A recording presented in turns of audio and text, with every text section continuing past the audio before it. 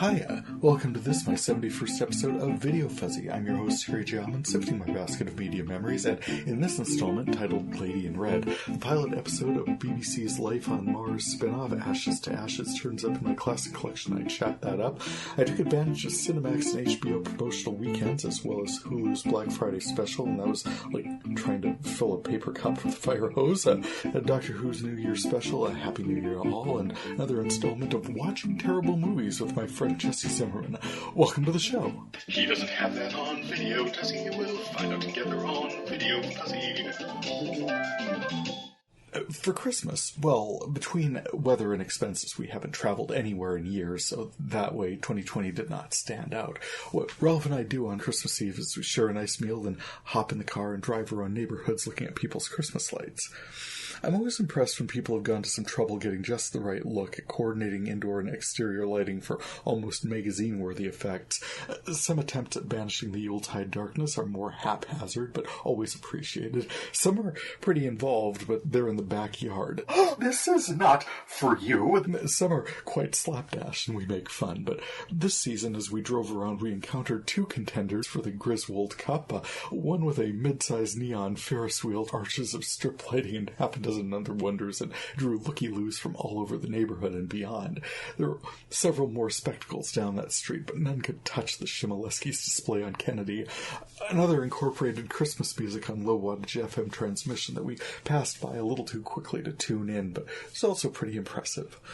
I appreciated people's displays because this year it has been tough to get into the holiday spirit. I dragged my butt too long getting our displays up this year and ultimately decided against it. Same with cards. Most years I start putting my cards and Christmas letter together around Thanksgiving, and this year I was like, what Christmas letter? We didn't do anything. We didn't go anywhere. Sentiment-wise, I really couldn't get much beyond a F-bomb and a number, so I confined my communication to a Facebook post and this comment here, which is to say, this effing year of isolation, dread, and paranoia, distance and longing, gets no Christmas letter. It ends as is run, with me hugging Ralph, looking at Christmas lights, wishing you all well, and hoping our futures improve. For 2021, I'm wishing us better. Easing back on topic, I met up with my friend Jesse Zimmerman a while ago in his home. Both of us pretty much perpetually quarantining and testing negative. Both of us masked up or 6 feet apart throughout, and then we watched some terrible movies. I include part of that conversation towards the end. Ralph and I also took in a terrible movie, actually on Hulu. After our drive around town looking at Christmas lights, Ralph made us some cocoa, and we checked out what they had available and pulled up Elvira, Mistress of the Dark from 1988. Perfect end to a perfect night. Friday night feature. I despaired of even having a Friday night feature for this one, which would have been fine for sure. As you'll discover presently, I found plenty to talk about generally, and for sure I've been flipping past episodes of Life as though anyone even noticed that show was on, but cataloging from disc 1026 all the way up to 1049, the closest thing I'd found worth highlighting was the pilot episode of Castle, which, again, don't misunderstand, I'll talk about Nathan Fillion and Stana Koenig for an hour unprovoked, but not about the pilot. Later would be better, after the characters have developed some chemistry. No, I'd gotten almost all the way through this set, like I said, to disc 1049, when an unfamiliar voice intoned a very familiar introduction. Over stark monochromatic skyline views, Grace Vance as Molly Drake reads through a quite familiar case summary, repeated top of each episode of the BBC's Life on Mars, which ran 2 seasons and featured John Sim as Sam Tyler and Philip Glenister as DCI Gene Hunt. My name is Sam Tyler, she reads. I had an accident and I woke up in 1973. Was I mad, in a coma, or back in time? Whatever had happened, it was like I'd landed on a different planet. If I could figure out why I was here, then maybe I could get back home. On discs 1049 and 1050 of my classic collection, I found the pilot episode of Ashes to Ashes, spun off in 2009 from BBC's Life on Mars. Molly's reading through her mother's case notes on a presumably revived Tyler. The resolve on Sam Tyler's case is listed as suicide post what was termed a prolonged deep coma. Molly says Tyler sounds a right loony, and her mother, Keely Hawes, as Detective Inspector Alex Drake, tells her to put the classified documents away, thank you. She's driving her somewhere, actually on her birthday, Molly's, when Alex receives an all-units call, puts up her flasher, and goes to the scene of a gunman holding a woman hostage on a riverbank. The officer on the scene tells her the gunman, Arthur Layton, is asking for her specifically. She foregoes backup and walks over, talks to him. He releases the woman he is holding hostage. Now Alex is there, but Alex's daughter, Molly, runs to intervene and becomes his new hostage. Oh, what a fraught and frantic situation. He pulls Molly further down the boardwalk. There's a gunshot, but Molly's okay. Everything's okay. Layton's vanished. Alex's boyfriend shows up and takes Molly someplace safe. Alex goes back to her car. Bloody hell! Layton's in the back seat. Criminals in these crime dramas. My lord, scary spiders jumping out at you from everywhere. He takes her, somehow completely unobserved, back to his hidey tunnel near the beach. They exchange words. He seems to have known her parents, which confuses her since they died many, many years ago. And when she asks the question, he shoots her at close range. The next images are quite confusing. A clown with balloons, the bullet reversed in time, a Pierrot clown angrily barking her name, reflected in the bullet, and she comes to, decked out as a tart on a yacht called the Lady Di. They're surrounded by pointlessly rich party people, and Vienna by Ultravox playing in the background. The song released in 1980, so that's an update from Sam Tyler's. Well, the song was released in 1980. It could be playing at any time. I listened to it on Vivo just now putting this together. It holds up. Really good visual interpretation of a moody and ethereal pop hit. Go check it out, but it definitely evokes an era, as does Alex's overall look. We go from buttoned-down, no-nonsense police psych consultant professional mom in 2009 to big hair and makeup and jewelry and fun fur coat and deep red pleather corset and bustier, kicky red pumps, short skirt, stockings, and long legs, fleeing the yacht down a gangway to a wall of Adam and the Ants posters advertising his Prince Charming single, which Vivo says came out in 1981, so an active ad campaign for a punk single definitely narrows the timeline. She gets a load of her reflection in a puddle as party boy, pimp, and drug pusher Eddie Markham chases her down and shouts at her for what precisely, as far as she knows, she came into being 20 seconds ago. Someone called the cops. What? From on board the Lady Di with a cell phone? Where on her do you see a brick-sized cell phone? You're going to regret this, sweet cheeks. Weird, because cops raiding the party completely ignored her pleas for help as she was fleeing the scene. I've been shot. Help. I've been shot. Yes, I'm running around intact, not bleeding, entirely unimpeded by a gunshot wound, looking for all the world like a throw pillow at Patsy Stone's flat, but I tell you, I've been shot. Cops are like, whatevs, get on with her raid, and party pimps yelling at her when red-hot Audi Quattro comes tearing in on a blaze of jet fuel and screaming Stratocaster guitar licks, and out steps Philip Glenister as not the milquetoast photographer from Calendar Girls, no, rather as befits the rattlesnake skin cowboy boots, the unapologetic, never any doubt, unreconstructed product of his time, DCI Gene Hunt, taking immediate charge of the situation. The man knows how to make an entrance. He spots Alex right away. Well, in that outfit, she stands out like a raspberry on a blancmange. Addressing Eddie Markham, he intones, "Today your diary entry will read, took a prosy hostage and was shot by 3 armed bastards." These armed bastards were namely himself, P.S. has not aged a day since 1973, and the similarly ageless Dean Andrews as Ray Carling and Marshall Lancaster as Chris Skelton.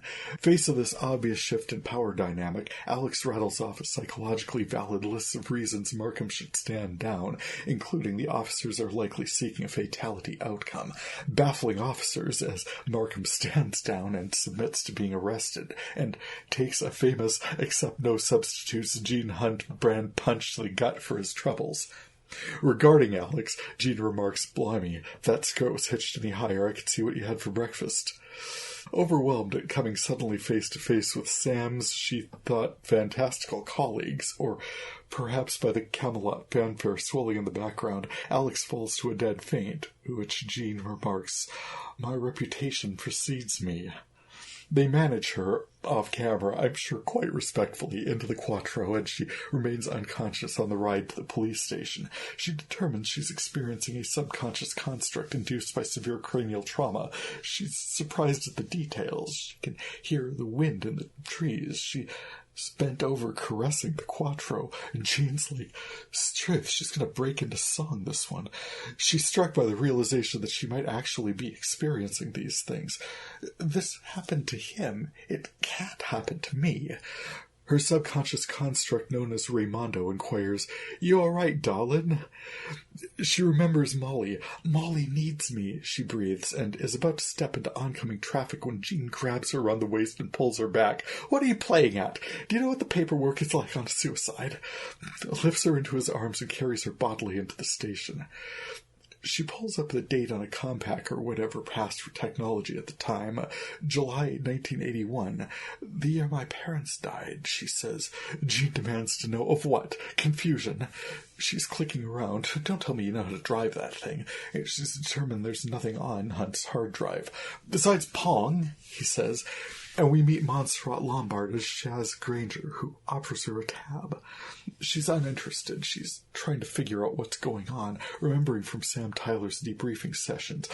"I know how this works," she says. "The mind fashions conduits to the real world." A phone is ringing. She picks up, very breathy voice. "Hello? I need to find out if I'm in hospital." Hunt is determined to reassert control of this situation. He takes the phone from her and slams it down. "I need a bloody statement from you." It is at this moment that she spies the nameplate on, as it turns out, her desk. D.I. Drake. At the same moment, Jean Hunt gets hold of her ID. He glares at her, turns to address the office generally. "Right. As you know, we've been waiting on a new D.I., Alex Drake." Ray asks, "Oh, is he here?" Jean grinds his teeth a little and spits out, "Welcome on board, Inspector." As she's still getting the hang of 1981, Jean's wondering what she was doing at the brothel. "Undercover," he asks, "or moonlighting?" "Let's assume the former, shall we?" Alex responds, distracted, trying to analyze secret messages she might be getting from puppets in a kid's show. "Just run along, Jean, and do whatever it is that subconscious recessional forms do." She mentions Sam Tyler. She knew him. Jean says, "Poor sot, explains a lot." "I've assimilated his fantasies," she says. "What are you doing down here, anyway?" Jean says he transferred about a year ago. "Besides," he says, "scum is scum wherever you go." She wonders why she's there, and Jean says she put in for it. This gives her a moment's pause before she tees up, "You're taller than I imagined." He says, "I'm bigger in every department." Because of course he does. Here's where I pause to pull up the song, which Vivo affirms was released August of 1980. The David Bowie song references of Life on Mars and Ashes to Ashes were complete unto themselves. The song was playing on the car radio when BBC's Sam Tyler arrived in 1973, and from his iPod to his car stereo when ABC's Sam Tyler transferred.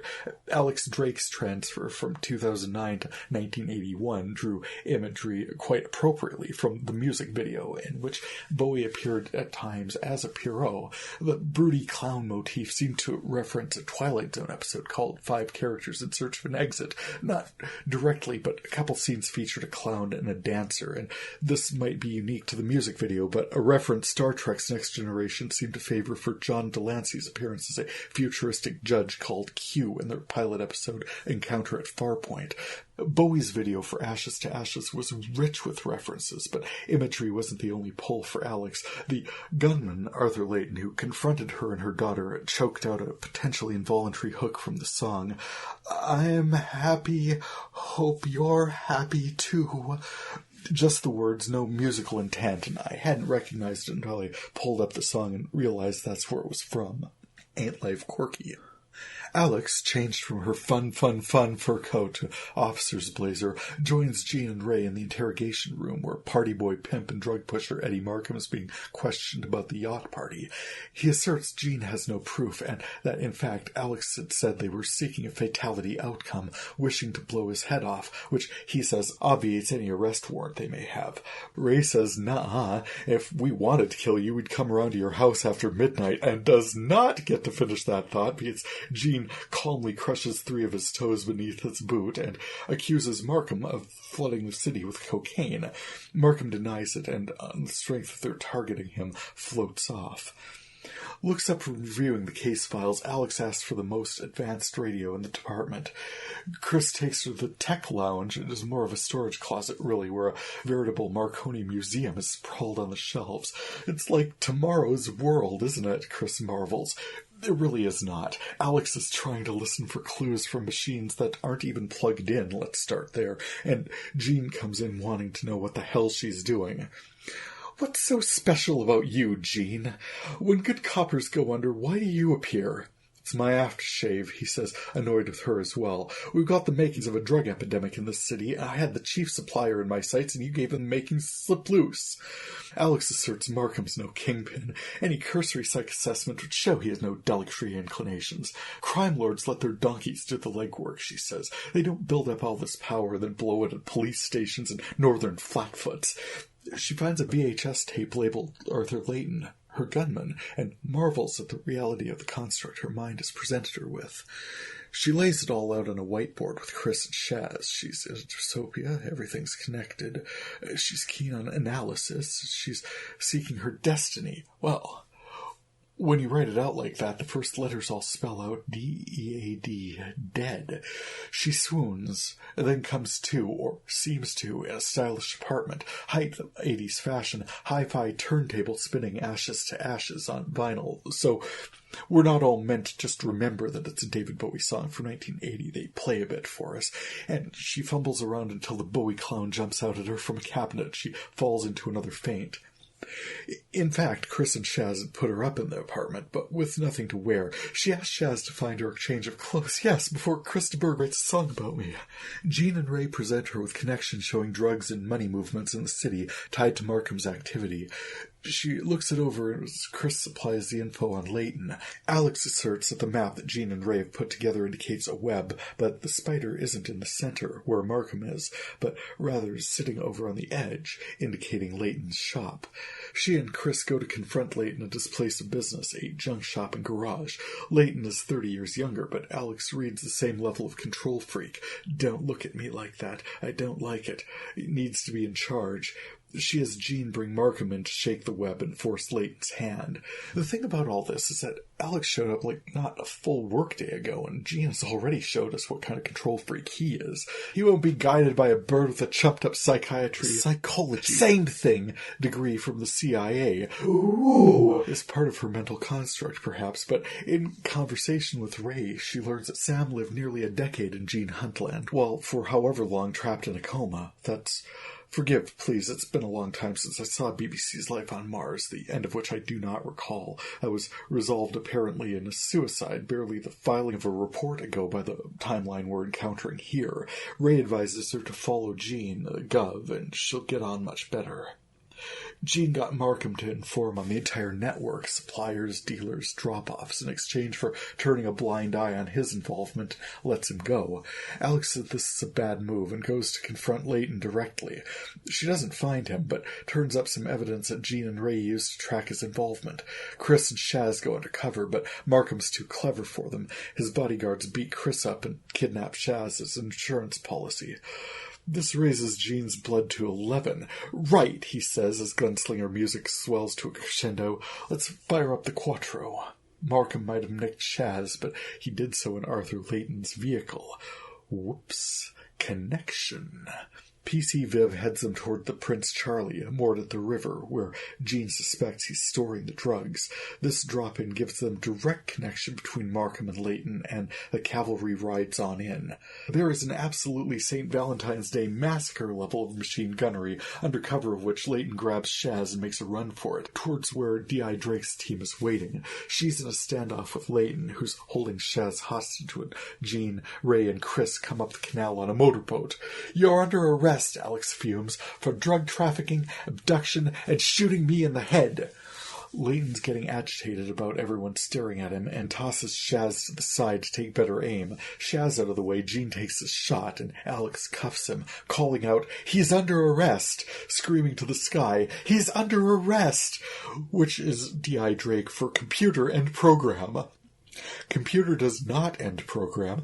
She may have needed to summon an arch, and instead she and Jean have words. Jean starts with, "No need to thank me for saving your life. It's a crazy, messed up world out there," he said, "but if you listen to me, you might just make it through." He asserts that she's got a knack for knowing how folks tick that's put a few in the win column. She says she needed to face Layton down alone in order to go home. Jean says, "Well, your presence is required a little while longer, by me," which I guess is as close to a congratulations as she's liable to get. Later, in her flat above Luigi's, per Sam Tyler's experience, the television starts talking to her, the Pierrot clown with the voice of her daughter. "You've been shot a second ago. You're lying on the wet ground. Don't fight to get up. It'll hurt too much. You'll never make it to her party." And as the BBC sign-off comes back, "It doesn't have to hurt." Alex grabs a dictaphone and records her own series tagline.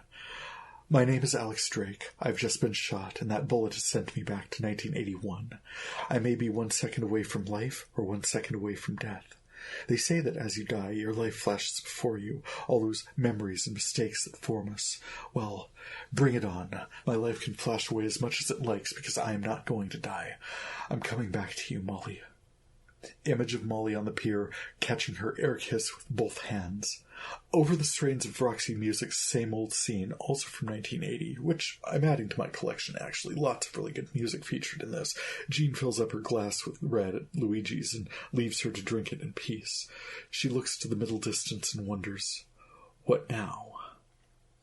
Throughout, there's a lot of really fun little self-aware asides for this production. I mentioned the Chris de Burgh song, referenced to Lady in Red. It came out in 1986, and that was a big hit at proms for a while. When Alex was psychobabbling Markham through his options as Team Jean first pulled up, Ray thought she might be speaking Klingon, and Jean later says she's speaking Hindustani with all her big words. Then there were the clown images, which I think would have been the most obscure. If you weren't familiar with the music video for Bowie's Ashes to Ashes, that Pierrot clown comes completely out of nowhere.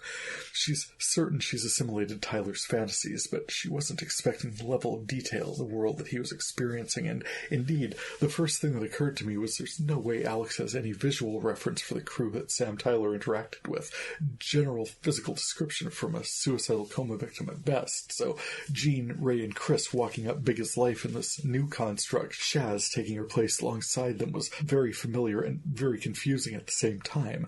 Not to mention, Sam's world was self-consciously 70s. Oh my god, the 80s were so extraordinarily 80s. The decor, the fashions. This was the big one, the attitudes. It was nostalgia porn on par with this podcast, and I've got to say, whoever dreamed this up, IMDb says, meaningless to me anyway, Matthew Graham and Ashley Farrow had an audience in mind and they served it.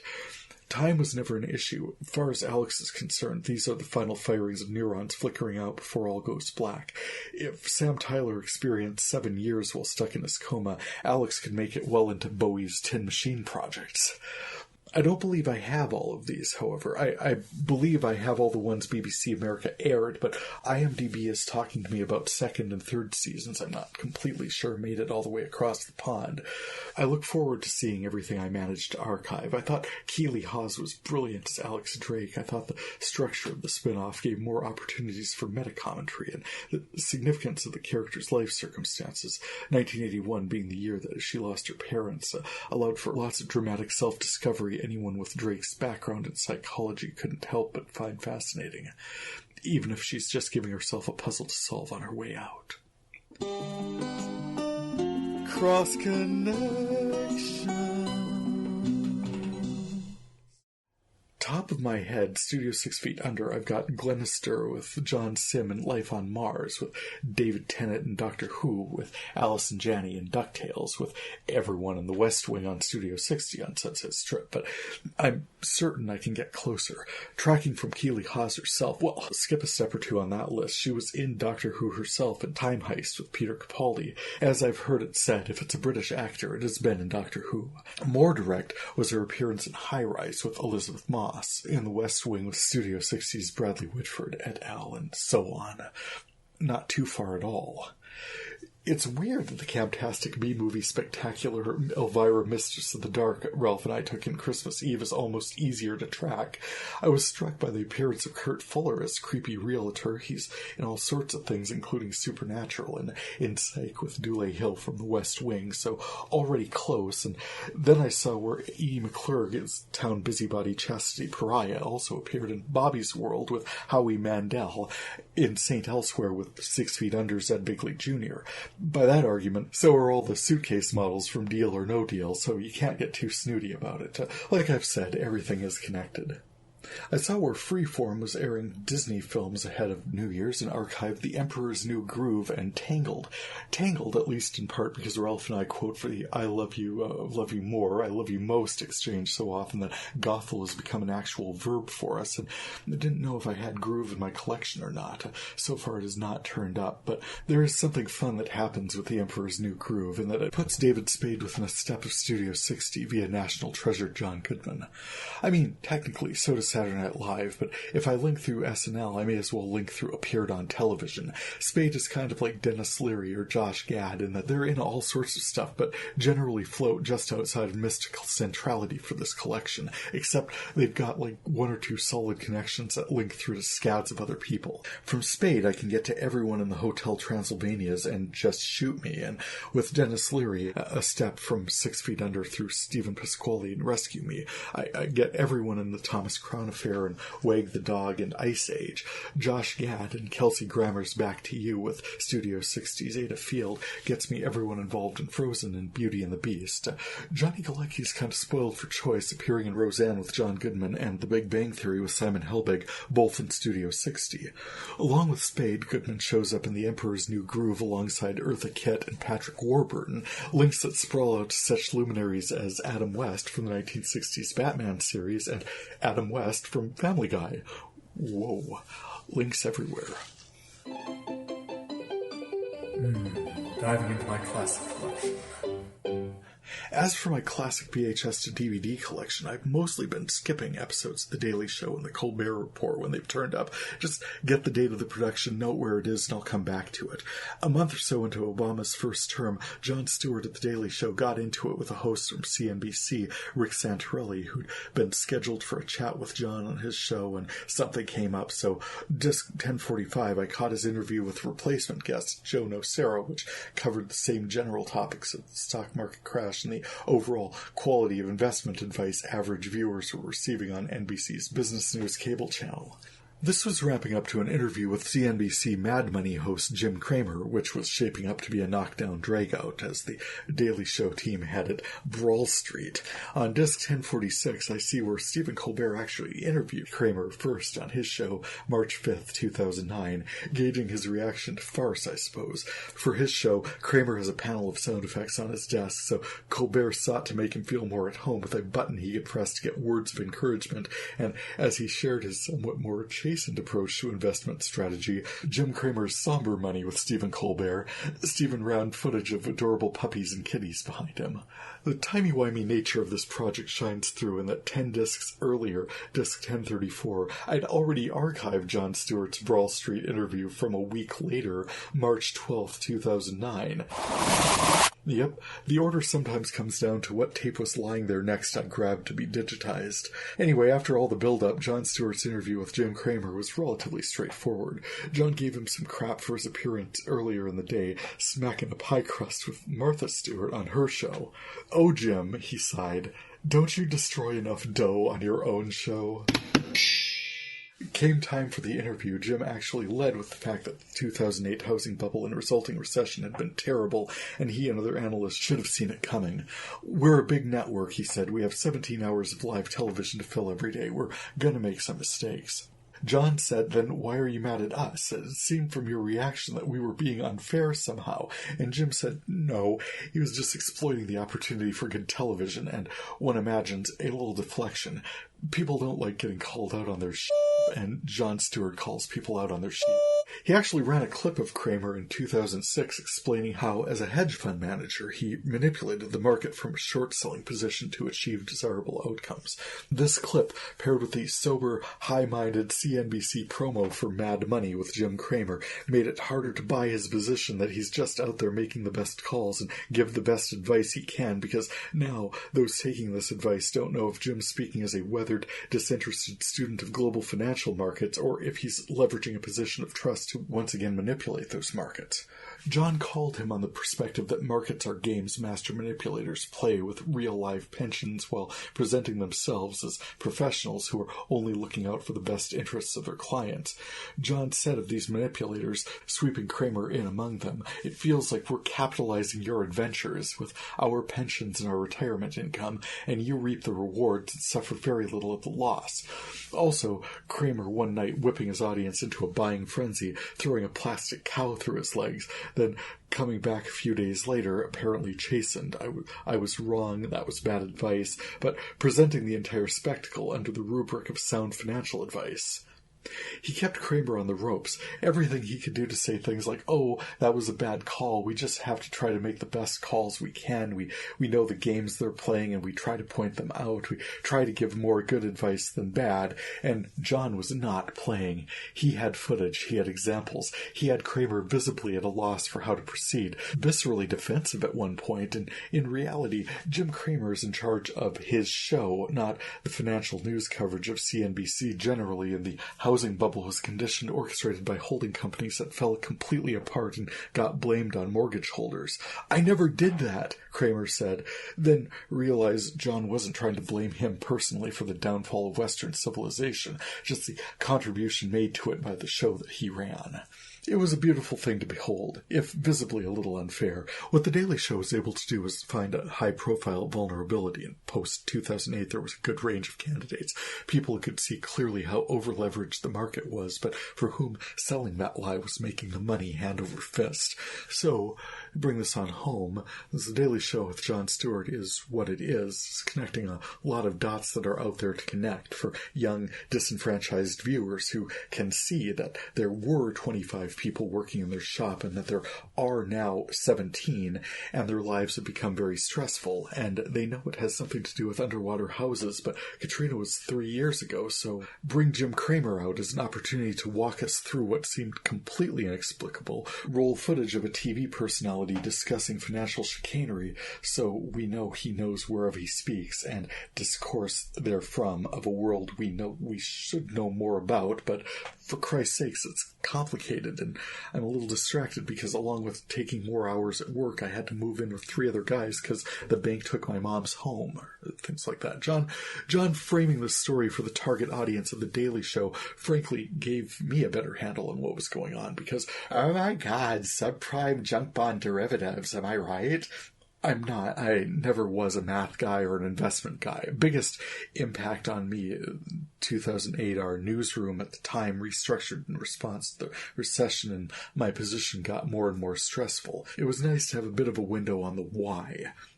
Speaking of The Daily Show, here's another installment of Jon Stewart and his wacky list of things.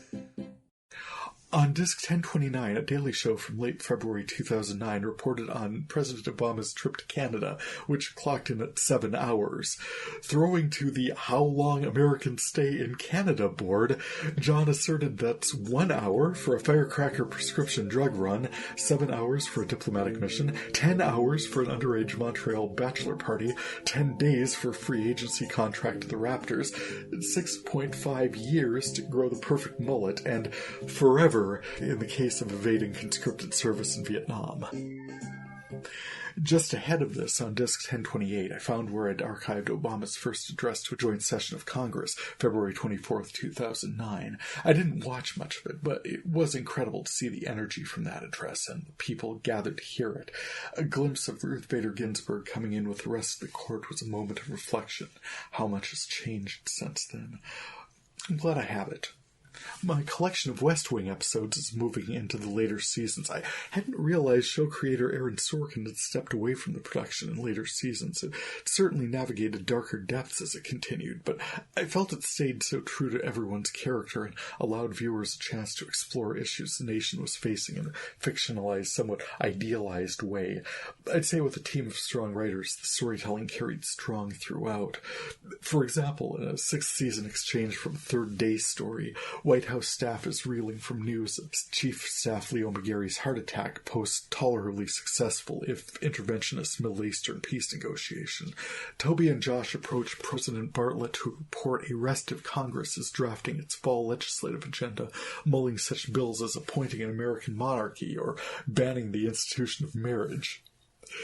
Judd might have taken exactly 3 seconds in crafting this response. You tell the Speaker and the Majority Leader that with my newfound royal authority and with all my free time now that my marriage has been banned and with the support of every NATO member in my pocket, I'm sending those peacekeepers to the Middle East. If Congress wants to feed them, pay them, or ever bring them back, that is entirely up to them. Season 6 is all about restructuring, positioning key staffers into campaigns ahead of Season 7, which is all about the election. To get there, we need some frontrunners to emerge, and I think by the end of this set, as of disc 1044, Alan Alda's California Republican Senator Arnold Vinnick has announced his intention to run, and showrunners had actually added Jimmy Smith to the opening credits, despite story-wise he so far was still just a reluctant Democratic congressman from Texas. And, oh, hey, just as I broke into a new binder while cataloging this set, binder number 6, disc 1042, I see I've got the president participating in an NBC promotion. Back in 2009, NBC had a lot of fun, different, sometimes goofy production sequences that aired between regular programming, featuring characters and actors from NBC shows producing the NBC chimes. They sound like this. And GEC basic C major chord. First one kids learn on the piano if they're trying to say it's copyrighted or anything. Anyway, I see where I've got Donald Trump by dint of, I imagine him being the host of The Apprentice, looks at the camera and says, I'm going to do the NBC chimes right now. The camera pans out to a string quartet nearby, plays the notes with exuberance, and Don says, that's classy.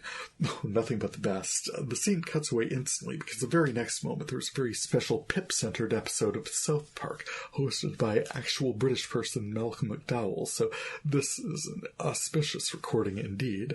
Pip's story on South Park tracks Dickens' Great Expectations, but the lens includes an extraordinarily Monty Python read on Pip's sister, Terry Jones, Michael Palin, and Graham Chapman. Really, most of them just generalized homage to the Python-esque Pepperpot character. It was brilliant placement.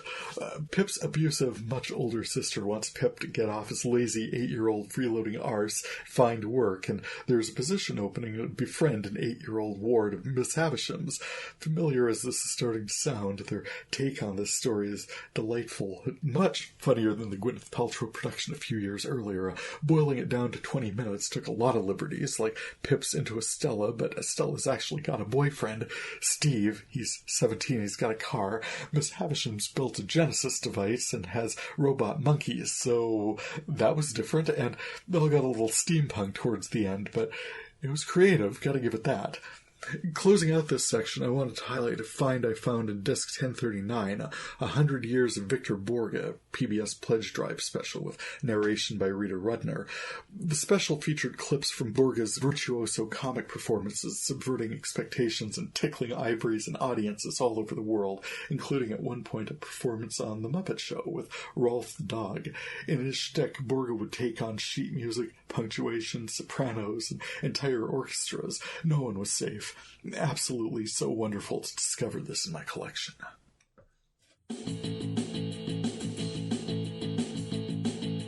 Checking out my current collection. As I mentioned last time, my media universe expanded significantly with the addition of streaming service Hulu.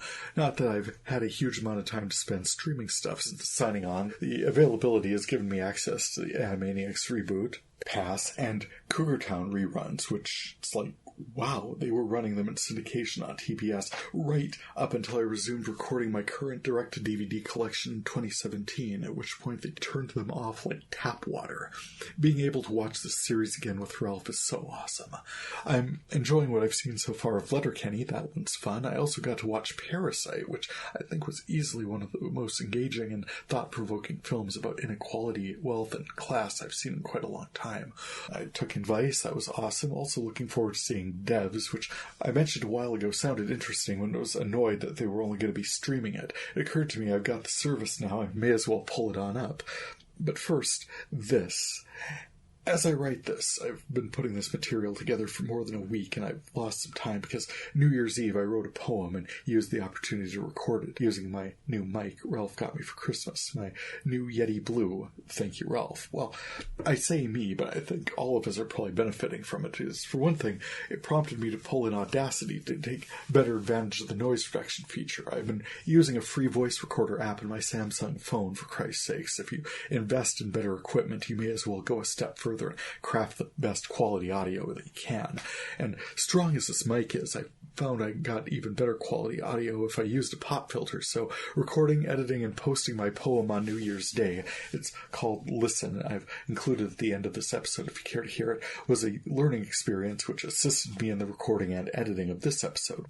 Along with Hulu, I mentioned availing myself of the Cinemax and HBO promotional weekend over Thanksgiving, which, yeah, it was that long ago. Honestly, anything that happens really pushes the production schedule on this project. Actually cataloging stuff, I can usually get through 25 discs in my classic collection in a week or so and archive some of the build-up in my DVR because, along with everything else, IFC is running Community in syndication, and I love that show too. Writing, recording, and editing can take weeks, and if I'm also trying to watch new stuff while that's going on, it goes all to hell. During the 5 days of free HBO and Cinemax, I archived everything I could.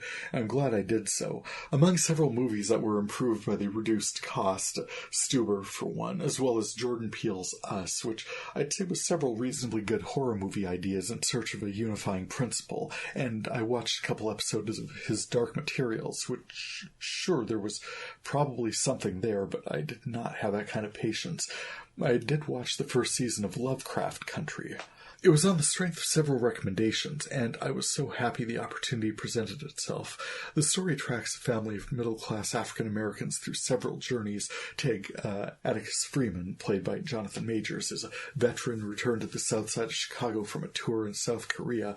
His father has gone missing in Massachusetts, and he grabs a ride with Courtney A. Vance as his Uncle George as he tours the nation, putting together an African-American travel guide, and Journey Smollett, his former classmate Letty Lewis. They encounter ghosts, monsters, rebirth and transformation, and magic, both as protection and malevolence. The first season guides their steps, tracing their family lineage mystically and directly from a cabin in the woods beset by monsters to a fabulous ancestral mansion, vampires, succubi, cult members traveling in time to retrieve a grimoire, even a haunted house in a newly integrated neighborhood. Then, along with the supernatural elements of their journey, the cast encounter the all-too recognizable horrors of life in mid-century American apartheid. Sundown cities and counties don't get caught there after sundown. Towns that torched black-owned businesses, racist cops, organized anti-integration moves, hell, just the gaslighting involved in the evidence of their own immediate circumstances and experiences denied to their faces. So much more.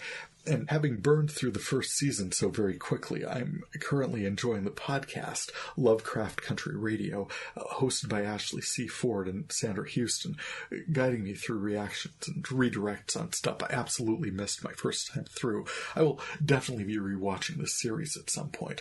Along with storytelling, these histories of worlds I have never seen, and I'm not just talking about road trips, time machines, spacecraft, and mysterious undersea chambers, just the art, exploration, the presentation by this talented team of writers and actors of lifeways in this time and culture that is frankly not in front of me much, and then left too generally unsought. It's really well done, downright unflinching at times, and I'm so glad to have encountered it.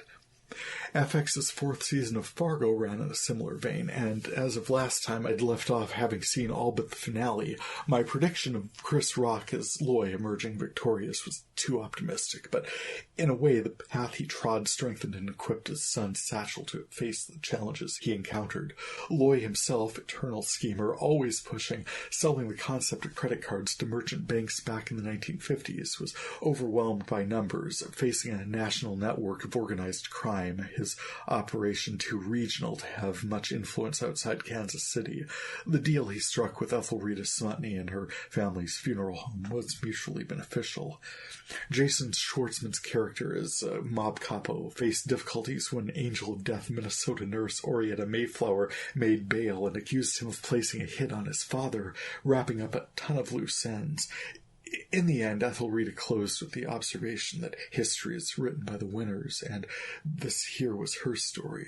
The print she admired from Loy's office now hanging on the wall behind her. At some point, I will rewatch this series, pull up my disc sets from seasons 1 and 2, and then craft disc sets for seasons 3 and 4, and I will examine these connections season to season, because independent as they are, there's absolutely thematic cohesion between them, and I'd love to take some time to explore that. I loved the movie, I've loved the storytelling. Noah Hawley's a Goram genius, and I don't care who knows it. Doctor Who aired a Dalek adventure for the show's New Year's special, and there's not a whole lot more I can say about it without spoilers. The episode title is The Dalek Revolution, so you knew there was going to be one, but 3 years in, I don't think it's out of line to call him out. I had much higher hopes for showrunner Chris Chibnall than the loopy plot holes that hang in the sky and lead nowhere, like the nature of interdimensional shag carpeting, or the detonation of Gallifreyan cyberlords, or the Master transcending both into potentially some mechanized intelligence, because the Doc would sort that out with her sonic and a cardiac redundancy. In all the time I've been watching this show, the best stories I've ever seen have been planned cumulative arcs. The Key to Time, The Trial of Time Lord, geez, quite a lot of Clara Oswald and quite a lot of Amy Pond and Rory, and come to mention just about the entirety of the back-to-front storyline with River Song. Were they all great? Did they all make sense? Hell no. But the situation with these standalone stories are so much worse. The writers have got nothing. They've got no direction. They're given blank pages and a deadline, and they come up with the moon as a Goram egg for an impossibly huge spider who obligingly puts another moon in its place before scampering off somewhere. Kids' dollhouse is haunted, a hotel is haunted, emoji robots will eat you for being sad. It's not okay. This one opens with the Doctor imprisoned, and she's got a lot of time to think about who all she is, considering entire chunks of her personal history have been excised from her memories. It feels like, okay, you went there, and at least 4 recent nefarious ne'er-do-wells have dealt in bad dreams. Reveal all of them as the same being, or reveal one of them as the Valeyard. Do something with memories or dreams or something, because McGann said that he was human on his mother's side, so that's in the mix. So, yeah, timelines and realities. Yaz's discovery of someone called Rose trapped in a parallel dimension. There's fertile ground for the Doc to go head-to-head with Time Lord Victorious, extra-canonical crossovers with Life on Mars and Ashes to Ashes. Hell, make Ziggy Stardust a recurring character. You can bring back David Bowie and Prince and anyone you like. Just step this up, man. You've demonstrated that you can think big thoughts and tell big stories. Now, get some of them to interconnect. VideoFuzzy at the movies. I have watched a ton of movies since last we spoke, and I enjoyed most of them. Perhaps most significantly Ready or Not, which is like a horror version of Knives Out. Samara Weaving plays Grace, who marries into an impossibly wealthy family with a dark secret. Anytime someone marries in, they all have to play a game as directed by an ancient puzzle box, and if the puzzle box tells them to play hide and seek, the puzzle box has decided that it needs a ritual sacrifice.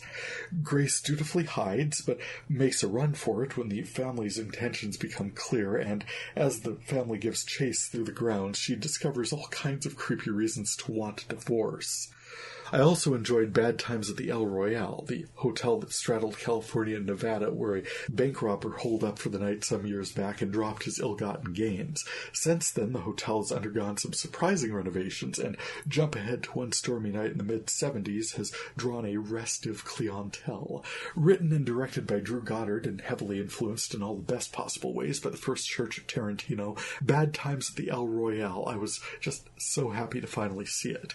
There's just no universe in which Steve Martin as brash and goofy movie producer Robert Bowfinger isn't in jail before noon for most of the things he does throughout the film, including, and perhaps especially, the outrageous clip of film they chose to close on.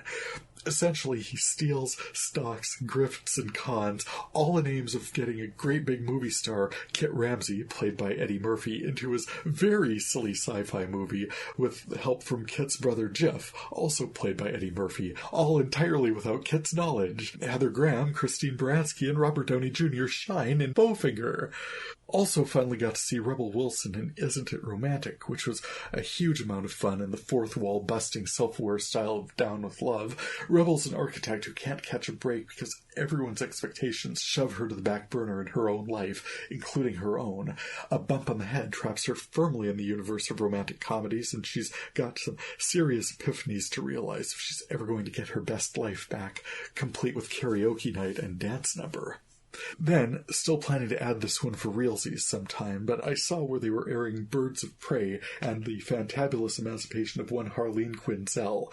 It sparked a fond, fun memory. When word got round that Harley'd broken up with Mr. J, she became a target for an entire Festivus worth of grievances, which would then flash up on the screen as the complainants in question confronted her. And when she got kidnapped by the Black Mask, aka Romancionis, she was rather spoiled for choice as they flashed across the screen. Cue my handy-dandy frame advance feature, and I'll now run through them all in Margot Robbie and Her Miraculous Things. The Black Mask, a.k.a. Romancionis, grievances include: disabled his driver, pronounced it espresso, have vagina, voted for Bernie, peed in a Sprita, call him Romy, stuck gum in her table, stole the remote, calls him Queef Richards, sold a family heirloom, spoiled lots of movies, stole his limelight, left floater, interrupted him once, didn't laugh at his joke, forgot to use a coaster, burped the alphabet, trashed his bathroom, left the toilet seat down, puked on his carpet, changed the channel, broke a window, ate his lunch, crashed his rolls, ripped a loud one, caused a ruckus, graffitied his car, and torched his paintings. This is also the scene with her business card, introducing her as Harley Quinn, hit woman, psychiatrist, but it's crossed out, next / bounty hunter / dog walker / mercenary, it's crossed out, another shot at it, mercenary / finder of lost things / life coach. The thing that really stands out for this business card is whomever you're letting know you're the bounty hunter, probably you don't want them to know about your side hustle as a hit woman, but hey, you know what? You're the one with the advanced degrees, Doc. You do you. Lightning round.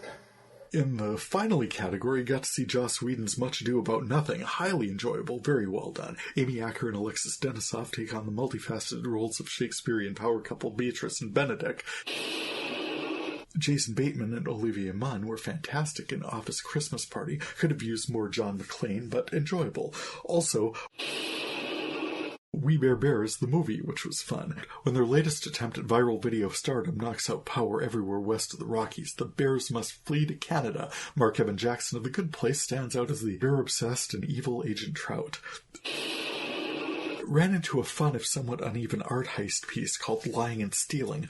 Everyone did a great job and it wrapped up well, but it wandered a bit getting there. Speaking of random Nazis, I heard more good things about Jojo Rabbit than I experienced in watching it, but I'm sure not going to say the show didn't have heart. The Lovely Bones feels like justice and wish fulfillment for people who've experienced this kind of tragic loss in their life, but I wouldn't deny them a second of it because, geez, just the year we've all been through together here, am I right? And just this past weekend caught the FXX production of A Girl in the Spiderweb. Claire Foy shines as Elizabeth Salander in the dark tech follow-up from Girl with the Dragon Tattoo. Love this character. Very well done.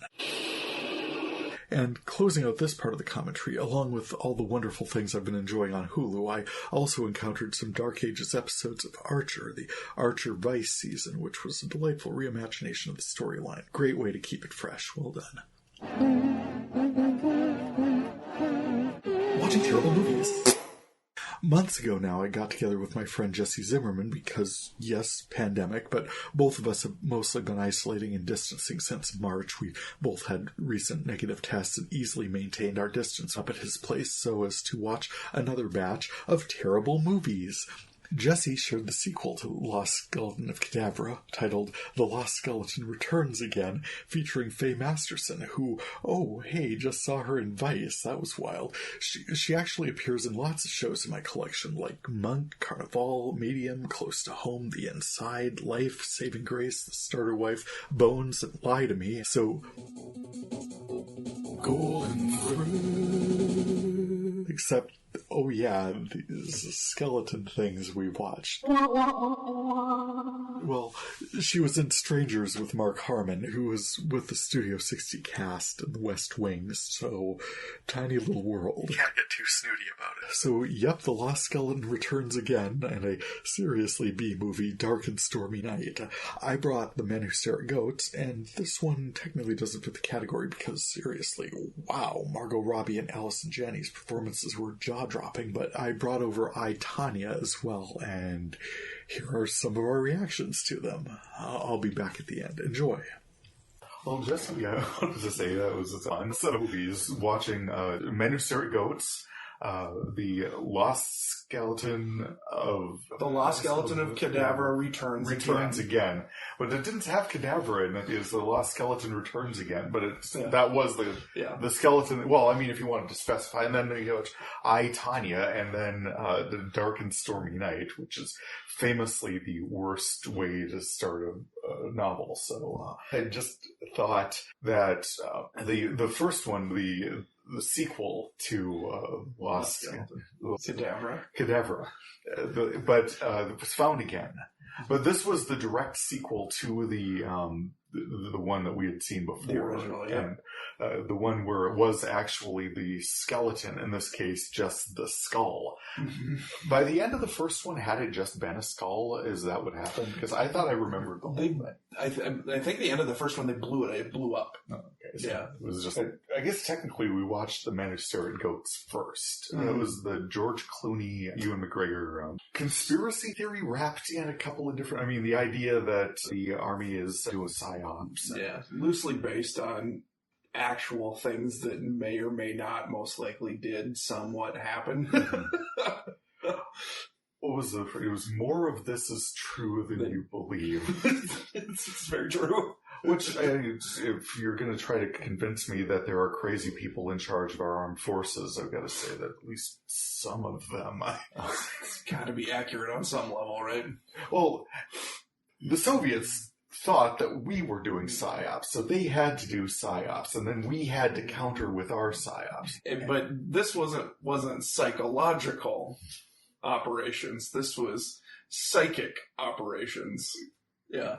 The second, the one where it developed from what they had done within the structure of the armed forces to the consulting group that Kevin Spacey was leading at the end. That psych. Yeah.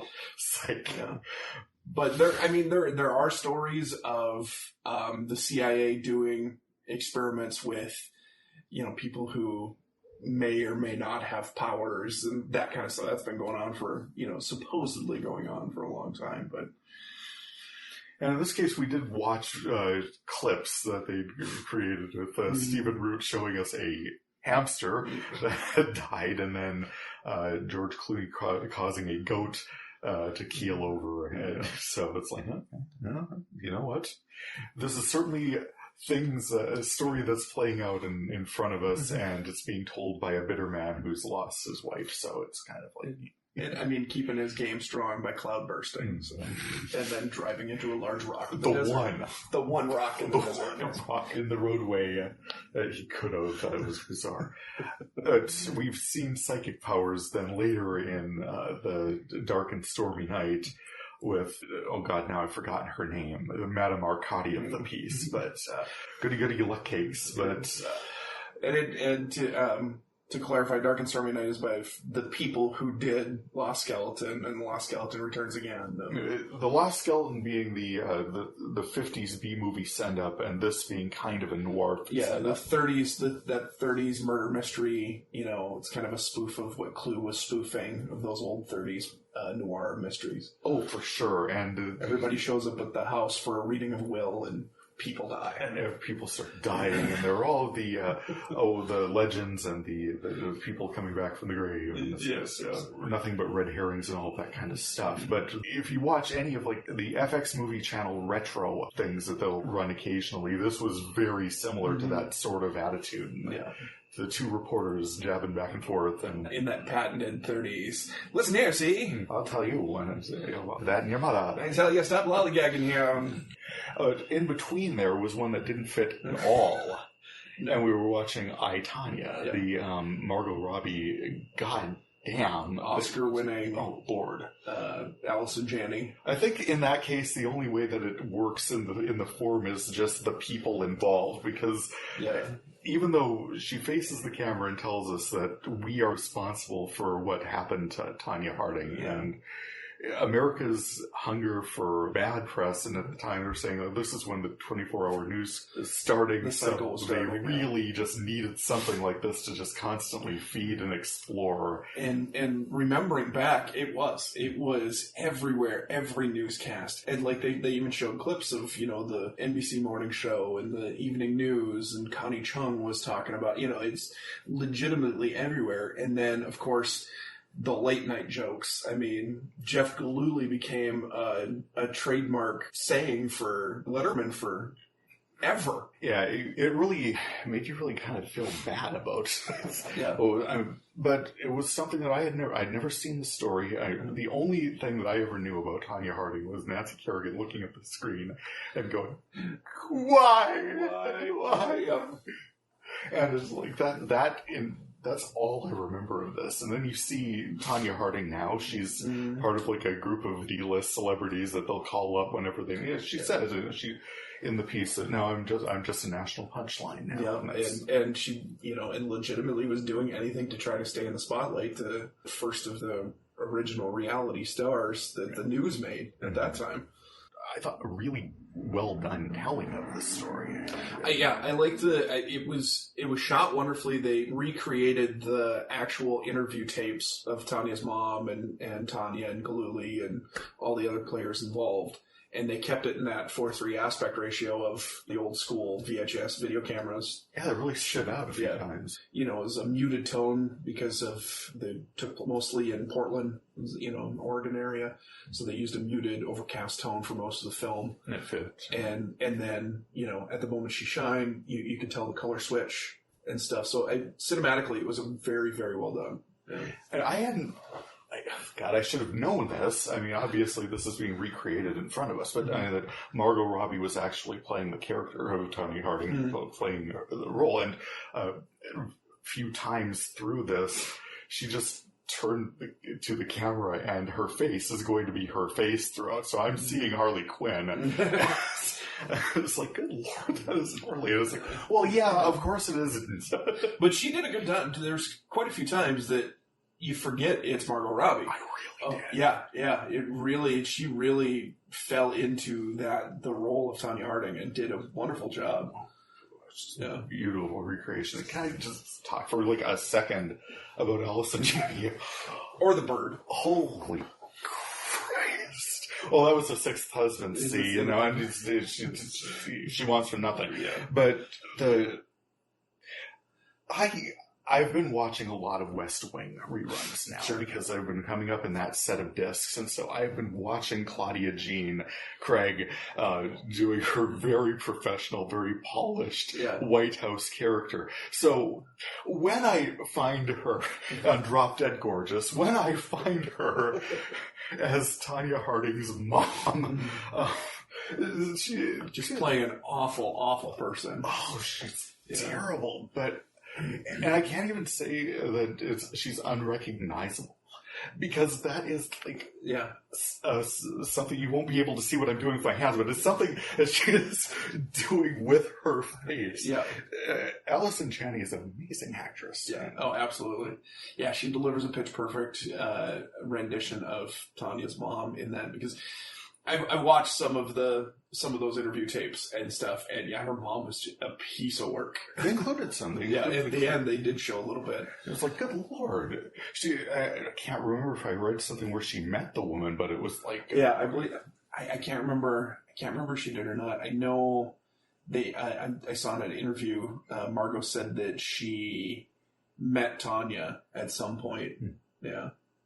And it just really informed, I thought, what we were watching. So, yeah. Apart from like everything else, there was like an overarching theme, except for like a couple of the movies were produced by the same people, and I felt like you bring the terrible movies when you do, because they are absolutely those are, I believe, you have them in a file called B movie, and they belong there. And no, it's not that we are not being entertained. It is that they are tongue firmly planted in cheek movies. They know exactly what they're doing, and even putting a Mystique treatment on them with the commentary would be overkill. But Dark and Stormy was good. I really, that's the first time I'd watched it. I've owned it, but I just haven't had an occasion to watch it yet. And kind of saving it for one of these days with you. Oh, that's perfect. And I really liked it as a murder mystery film. You knew what was going to happen. You know, it was going to be twists and turns, like, you know, every stereotypical trope that was going to be in this. But it was well done. Yeah. It was well executed. The dialogue was great. It was hilarious. And I wouldn't have said that they like spent a whole lot of money on this, but I do think that the finished product was more or less seamless. I felt like we were in a space. Yeah. The claustrophobia of the isolated country house was I think well presented. I felt like it was just fun. Well, it's always just fun to just be able to kick back and just enjoy it. And the randomness of a gorilla. Yeah, a very random gorilla. Yeah, well, no, spoilers. No, but well, it's not really a spoiler. The gorilla is literally in the opening credits. So we're told to watch. Spoiler of when he shows up, but yeah. But that, and the old woman in the attic, and also the old woman who was like not supposed to be there. Oh, I'm supposed to be reading about other people. Who was that again? Oh, I'm sorry. And then exit stage left. So I feel like we're we were given a good story. It was presented well. I think we had the least to say about the men who stare at goats, but that was the first one we watched. And I think that the reason that I chose that was because it stands out to me as being like a movie that didn't seem to have like a plot. It was kind of like a description of, I think the first thing that I said was like, they're pulling back a curtain that I'm not 100% certain exists. Exactly. And the Jeff Bridges character was just outrageous. This idea that he's a military hippie.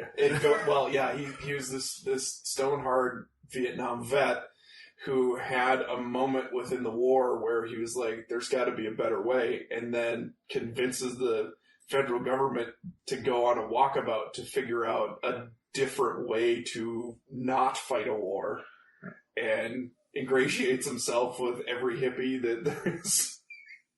That's funny. And distills that to one mindset that he tries to craft a platoon of soldiers that were superhuman, who could walk through walls and who could. And the very first image was of like one of these soldiers, and he says, "I'm going to do this. I am going to walk through that wall." And you see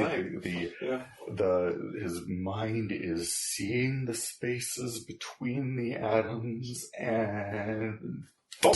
Yeah. Not walking through the wall. It opens with like okay, we're going to be talking about something that we don't really think that this is a thing, but it is a thing enough that we're going to talk about it. So. Well, and there was, I think one of the reasons why Hugh McGregor was cast in this movie was for the meta joke throughout the entire film. They referred to these soldiers as Jedi, and they have Ewan McGregor in the movie. So, and him being clueless on what a Jedi is, it was a great meta joke throughout the whole film. It was fun. Hey, Jesse, thank you so much for opening your home to me in this rather difficult time. But it was good to be able to reconnect and watch some great movies. Well, watch some movies, absolutely. Thanks so much. Hey, no problem. And thank you, Jesse Zimmerman, everyone, of The Average Movie Nerd, and our very occasional, well, it might start getting a little bit safer to check in more often. I was, along with other healthcare workers, able to get my COVID vaccination. I felt I don't often deal with patients directly, but I deal with healthcare professionals who do travel between facilities, and if I somehow contract it and then spread this potentially deadly virus to anyone else, well, if I can avoid it, I'm gonna. Still masking up, still socially distancing. We've all got our part to play in this, but I encourage anyone who's able to do it. Sooner we can stop the spread, the fewer people will get sick and die, the less pressure on our facilities and healthcare providers, the sooner things can get back to some kind of normal, and the vaccine is absolutely going to help. You can Google curves of infection incidents post-inoculation, and the effectiveness is mind-blowing. Why would anyone risk long-term illness or impairment? No, withdrawn. I am aware conditions the vaccine may be contraindicated, but at the same time, this is nothing to mess around with. So, meantime, stay safe, stay home, keep your distance, wash your hands, wear your mask, and stay tuned. Like I said, I included my original poem, Listen, after the credits. So, for sure, again, my thanks to Jesse, and thank you all so much for checking out my video cataloging project. You can check out my catalog listing along with audio links at VideoFuzzy.blogspot.com and past episodes at Apple Podcasts, Ghana, Amazon Music /Audible, and most everywhere you get your podcasts. Feedback is always appreciated. You can contact me through my blog or podcast sites, via email, or through my VideoFuzzy page on Facebook, or you can follow me at TJ VideoFuzzy on Twitter. For VideoFuzzy, I'm Terry J. Aman. Happy viewing. It might be amazing, it might just be scuzzy. We'll find out together on VideoFuzzy. This is podcasting gold. What are you talking about? Video out. Listen, by Terry J. Aman. We're all our own channel now, sharing our news. Like Cronkite and Brokaw, we all got our views. We see who we see, and our sharing's occasioned entirely by our own tribal persuasion. No fun just to echo. We gotta score points by putting some other guy's nose out of joint. It's just, we're so many, we gotta stand out. Less wishy, less washy, more brash, and more loud. Well, since my view is right, any other's just wrong. They're all filthy degenerates, I raged my throngs, who support my belligerent, indolent views. Our way is right. We must win. You must lose. Factions get fractious and fracking insane, since reductio ad absurdum is an actual thing. I'm not saying there's no pressures fueling this hatred, but either side's final solution's short-sighted. 'Cause, listen, reality's more nuanced, extremists divide, and we won't learn a lot from our edgiest sides. When it gets like this, as it's done, as we've seen, our best, greatest hope comes from somewhere between. 'Cause from rock or from tower, whenever you crawl out, all the people you hate are still out and about, living their lives, 'cause we're all still here. Hold any view of each other you want to, my dear. It's not perfect. It won't be. It's all made of us, and we'll disagree about context and content and trust. It's good for democracy when more voices converge. With more views may more and stronger consensus emerge. Let 1,000 flowers bloom in a fabulous host, with the hope that more voices will benefit most. We can do this. We have to. Thank you for listening. That was a piece I wrote New Year's Day 2021, wishing us all a 2020 wonderful new year. Blessings.